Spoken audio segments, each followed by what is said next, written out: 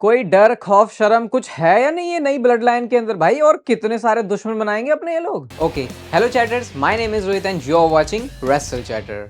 तो इस वीडियो में बात करेंगे आज स्मैकडाउन के शो के बारे में, सारी चीजें अच्छे से रिव्यू करेंगे। बस आप लोग यार वीडियो की स्टार्ट में अगर लाइव कर दोगे तो मेरे कलेजे को थोड़ी सी ठंडक पहुंच जाएगी। सबसे पहले जो स्मैकडाउन की स्टार्टिंग है वहीं पर हमको ये पता चल जाता है कि आज केविन ओवंस को अपनी विंग्ड ईगल चैंपियनशिप को रिलिंक्विश करना ही पड़ेगा। उनके पास दूसरा कोई ऑप्शन है नहीं। निक ऑल्डिस कहते हैं कि केविन ओवंस कह रहा भाई इतने टाइम से कि वो चैंपियन है, मैं बता देता हूं उसे भी और तुम सबको भी कि वो चैंपियन नहीं है, वो हारा है कोडी रोड्स से सैटरडे नाइट्स मेन इवेंट के अंदर, तो वो क्लेम नहीं कर सकता। और उसके बाद कहते हैं कि आज वो अल्टीमेटम एक तरीके से दे रहे हैं कि वो जो टाइटल है हमने कोडी को प्रेजेंट किया था वो केविन ओवंस लेके भाग गया है, तो आज उनको रिलिंक्विश करना ही पड़ेगा, वरना इसका इंपैक्ट पड़ेगा उनके खुद के डब्ल्यूडब्ल्यूई के फ्यूचर के ऊपर। यहां पे कोई नेगोशिएशन भी नहीं होगा कि भाई ऐसे कर लो वैसे कर लो, किसी तरीके से वो नेगोशिएट नहीं करने वाले। सिंपल सी बात है, केविन ओवंस को अपना टाइटल देना ही पड़ेगा। तो शो की स्टार्टिंग में डब्ल्यूडब्ल्यूई ने बता दिया था भैया कि आज कुछ खतरनाक चीज तो तुम एक्सपेक्ट कर सकते हो। और जो हम कह सकते हैं मेन तरीके से स्मैकडाउन की स्टार्टिंग होती है, पता नहीं यार मुझे अच्छा नहीं लगा ये।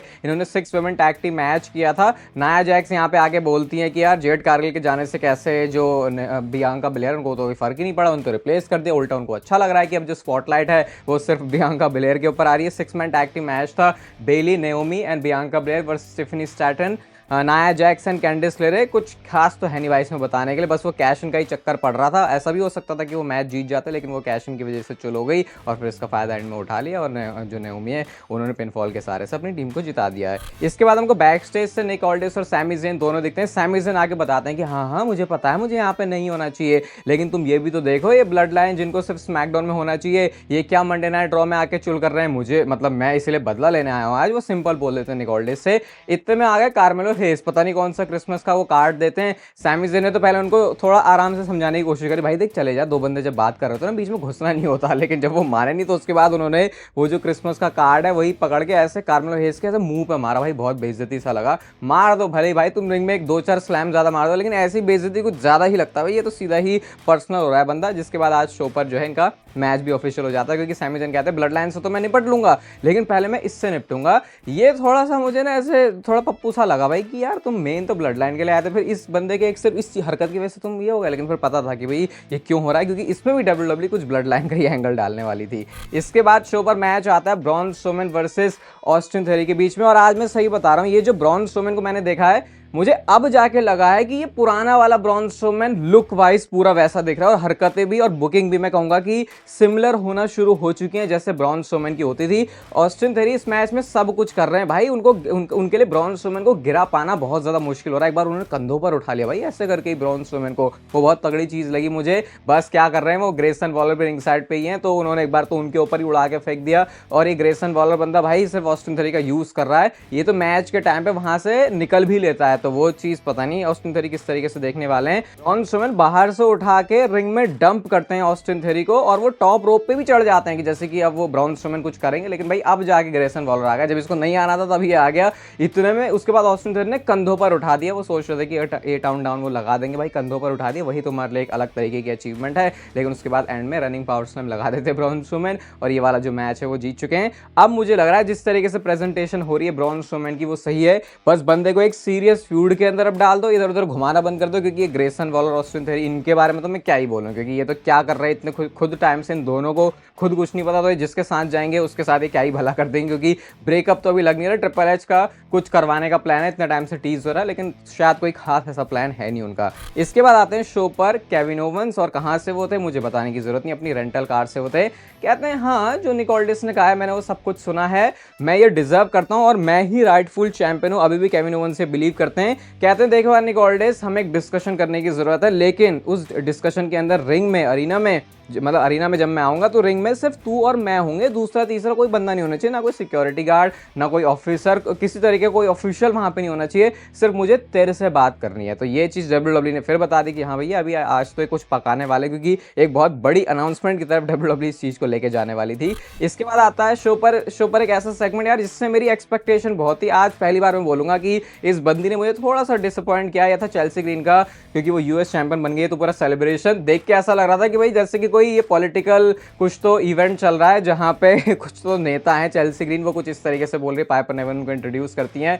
ये बात बहुत फनी लगी मुझे, वो बोलती हैं कि first and longest US champion. भाई पहला ही है तो वही लॉन्गेस्ट होगा। उसके बाद चेल्सी ग्रीन ने आके अपनी तारीफें करी, पाइपर नेविन की तारीफ करते करते वो अपनी तारीफें करना शुरू कर देती हैं। एंड उसके बाद यहाँ पे आके वो यही बोल रही है कि ट्रैश लविंग क्या बोला उन्होंने, मिशन उन्होंने नाम लिया मिशन। उसके बाद कैंडलस्टिक लेके भी आ जाते, तो यही बोल रही थी वो कि भाई जो है अगर ये ना होती पाइपर नेविन तो आज तू यूएस चैंपियन भी ना बन पाती। फिर उसके बाद क्या है, रिंग साइड पर उन्होंने पहले उन्हें मार दिया, फिर चेल्सी ग्रीन को भी मार दिया। यहाँ पे अपॉर्चुनिटी बहुत अच्छी थी, पता नहीं चेल्सी ग्रीन आज अपने उस अदाओं के साथ नहीं आई, तो मुझे थोड़ा सा यहाँ पे कुछ लैक होती भी लगी चीज़ें। बट वही है, अभी तो कुछ टाइम ही नहीं हुआ, तो अभी क्या ही जज करें। लेकिन हाँ, आगे जाके अब देखते हैं ये as champion, first ever longest champion क्या करने वाली है Chelsea Green. Next backstage से हमको एक सेगमेंट दिखता है जिसकी वजह से एक मैच लीड करता है स्ट्रीट प्रॉफिट्स वर्सेस उम्बर्तो करियो एंड एंजल गार्जा। वैसे अब तो इनको बर्तो और गार्जा ही बोलते हैं ये, और ये इसलिए होता है क्योंकि प्रिटी डेडली ने बताया कि स्ट्रीट प्रॉफिट्स के ऊपर गार्जा ने अटैक किया, इस वजह से मैच हो जाता है। बहुत बढ़िया मैच था भाई ये। मॉन्टेस फोर्ड को जब मैं डाइव लगाते हुए देखता हूँ आउटसाइड, तो भाई मैं सही बता रहा हूँ, कई मायनों में मुझे लगता है कि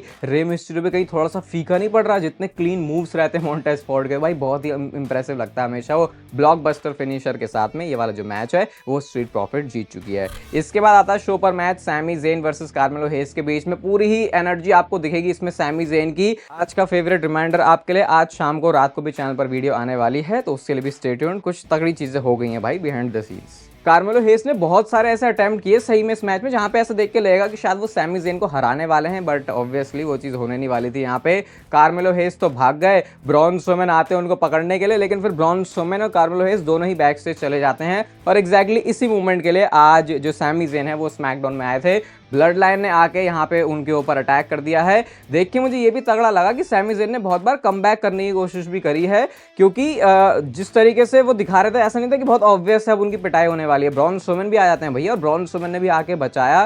टामा टोंगा को उन्होंने रिंग साइड पर मारा, सोलो सिकोवा को उन्होंने मार दिया, और उसके बाद जेकब फाटू एंड ब्रॉन स्ट्रोमैन का वो जो 5-10 सेकंड का मूवमेंट था जब वो एक दूसरे को देख रहे हैं, भाई क्राउड भी वहां पे उस चीज को पसंद कर रहा था। और ये भी बताता है भाई कि ब्रॉन स्ट्रोमैन ने अपना वो जो स्टेटस है उसको कहीं ना कहीं दोबारा से रिक्लेम कर लिया है, जो कि इतने टाइम से वैसा लगता था भाई कहाँ ही चल रहे हैं, क्योंकि लोग अब उनकी चीज़ों के लिए एक्साइटेड होते हैं पहले की तरह। लेकिन भाई पता ही है यहाँ पे क्या ही करने वाले थे। आगे पीछे टामा टोंगा आए और उन्होंने उसके बाद जो है सोलो सिकोवा ने भी एक स्पाइक मारा। एक स्पाइक से तो भाई ब्रॉन स्ट्रोमैन को छुआ भी नहीं पसंद, बस बंदा घुटनों पर ही गिरा था। उसके बाद दूसरा स्पाइक मारा तो गिर जाते हैं। अब सैमी ने फिर कमबैक करने की कोशिश करी, वो मार रहे हैं सोलो सिकोवा को, लेकिन फिर भाई कहाँ इतने सारे लोगों के बीच में पड़ पाते। सोलो सिकोवा ने फिर स्पाइक सैमी ज़ेन को भी मारा और अपना परम कर्तव्य एक बार फिर से निभाया है जेकब फाटू ने, जब उन्होंने वो जो उला फाला वाला नेकलेस है, जो माला है, वो पहना दी सोलो सिकोवा को। यहाँ पे ओटीसी के भी चैंट लग रहे थे, तो मैं फिर से सोच रहा हूँ भाई अगेन ये 15,000 किलोमीटर तो दूर में बैठा हूँ इस पूरे शो से, लेकिन यहाँ से मुझे पता चल रहा है कि रोमन रेंज नहीं आने वाले। तो भाई तुम फैंस इतने डिल्यूजनल कैसे हो जाते हो।